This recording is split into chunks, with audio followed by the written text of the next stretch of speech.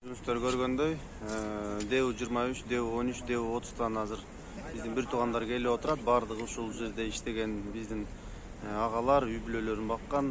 Мына ушулар дагы бүгүн айлык маяназын ала албай, ушундай жүйөлүү маселелер менен келип, 13 зарплата, ушундай жана башка ДЭУ, ушул Министерство транспорта, транспорт министрлигинин ичиндеги жүйөлүү маселелерди талаптарын коюп келишти.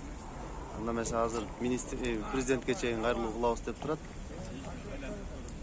Садыр Нуркожоев, сизге кайрылуубуздун себеби жерде баардык жолчулар турат. 7 областтан келген. Баарыбыздын көйгөйүбүз айлык маянасы астыгынан болуп келип чыгып атат. Алган айлыгыбыз кечиктирип берилет 1,5 айга чейин аралап. Баардыгы жерде кредиторлор бар, бала чакасын бага албайбыз. 3000ден ашпаган айлык неге жетет? Ошону бир карап өзүңүз көз önүнө алып берсеңиздер. Биз баарыбыз сурап атабыз.